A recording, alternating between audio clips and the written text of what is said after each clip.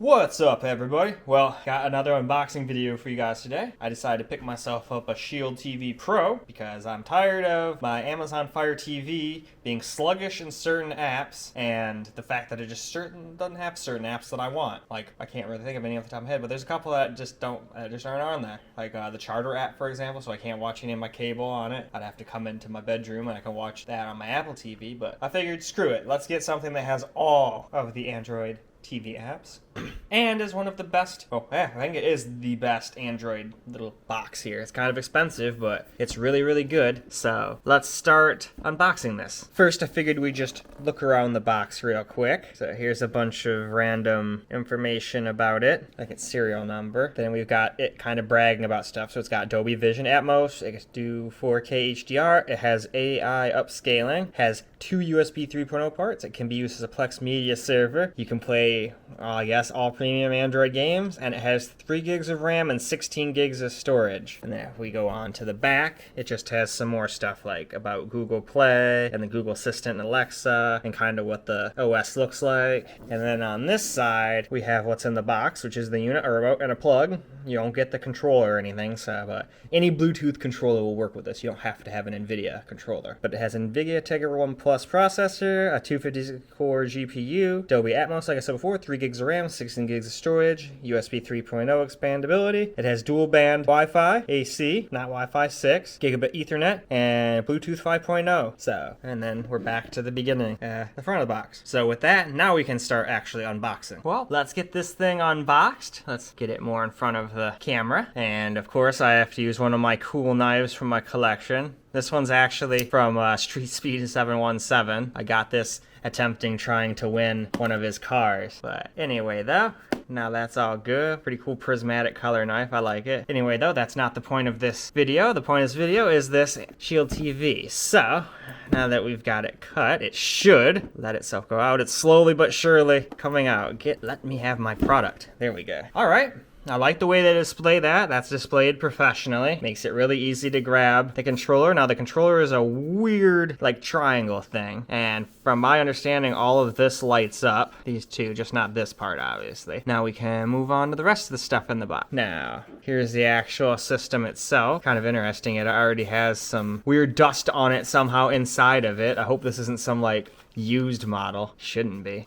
Here's some intake for the fans. This does have a fan. Here's the exhaust for the fan. Here's the 2 USB ports, HDMI. There's only HDMI 2.0. This is not 2.1, so you're not getting 120 hertz or anything crazy like that. Then you have a gigabit Ethernet, and then you've got your power plug. So this one does not have an SD card on it. They got rid of it to make it way smaller than the old version. I mean, heck, this thing is way smaller than I was expecting. And then you've got a cool little green LED and a little NVIDIA logo right there. So now let's put him off to the side now and see what else we get in here, because I'm sure there's more in this box. Yeah, I like the way they added this. So this is good. You have a quick start guide, then you have the support guide. Just got a bunch of support stuff in there, nothing we need to really worry ourselves with. And then we have the power plug, which is pretty chubby, and it looks like it can be taken off, and you can put any plug you want probably on there. So if you wanted to go to another country, you could probably get a little kit and probably put the European plug, or what other plugs. I only really know of the funky looking European plug, but I know there's more than just that plug out in the world. But anyway, I think that's it. I don't think there's anything else. No, there's really no space for anything else to be in there. So now why don't we get this thing set up with the TV and see what it's like to set up. Okay, we got it all put into its spot. Just has a small little spot underneath the TV. I thought that would be more than enough room for it to breathe and whatnot. And it's up in the air, so it's not on the ground, so there shouldn't be as much dust there. I say that as this looks dusty as all hell. I really need to clean that.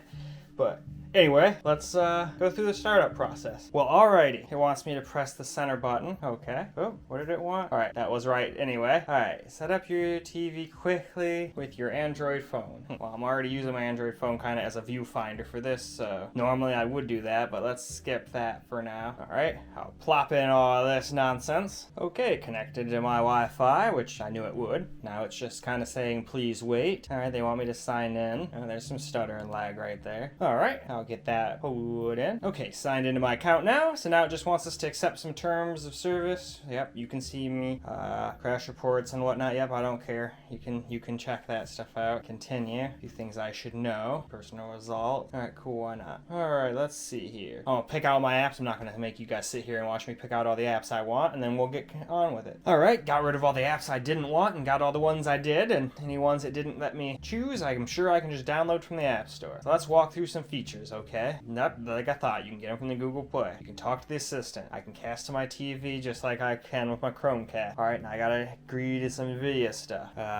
We'll do that later. Alright, and that's how you would use all of your settings on this guy. Alright, I guess let's restart to install this update. So we're going to let that get finished and we'll turn the camera back on and see what it's done. So it's all done doing its thing, and now this is the home screen you're greeted with. I think it's kind of similar to the way that Amazon does. You kind of got your most used apps right up here, which will probably change depending on how much you use what. And then you've got individual apps with what's on. So Netflix you got here, you got YouTube here, play movies and TV, more YouTube. Did it do YouTube twice? Yeah, it did. Okay. And then another YouTube music. Movies free from YouTube. And then you've got some ads for some apps from Google Play on the bottom here. So far, much smoother. Absolutely, like, ungodly smoother than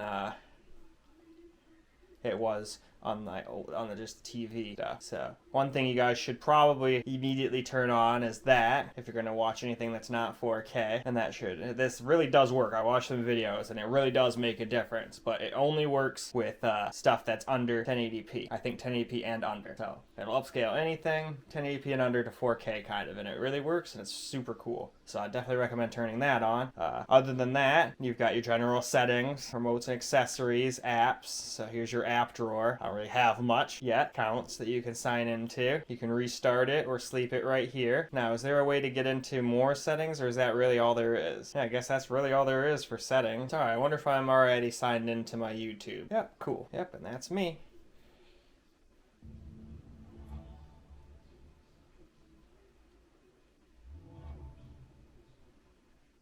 Yep.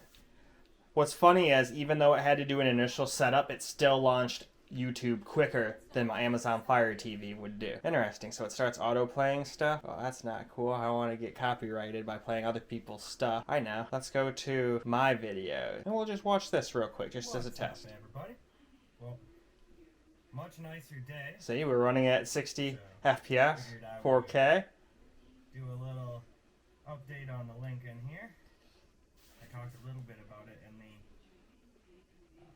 radar detector video. Alright, so at the beginning it seemed to have dropped 17 frames, but so far after the initial going full screen and selecting stuff. So yeah, and it looks real crisp. I like that. It's not like it wouldn't have looked good on my Amazon Fire TV either, but there we go. So yeah, I'd say we should probably wrap this up. Alright, just real quick, here's what it looks like in the dark. So that's what the cool little green logo looks like. Not sure if you can turn it off or on or whatnot, but just figured I'd show you guys what it looked like, and as well as the remote lighting up. It even makes the Netflix glow red, so that's pretty neat. And like I thought, the only thing that doesn't glow is the little thing that's going to be under your thumb anyway. So I mean, if you can see where everything else is, you can figure out where the thing for your thumb is. But now let's really wrap this video up. Well, that's about it for the NVIDIA Shield Pro unboxing and quick look. I'll definitely do a full review once I've had it for a couple weeks, let you know the pluses and minuses and whatnot. But anyway, thank you guys for watching. Hope you enjoyed, and until the next video, peace out, guys.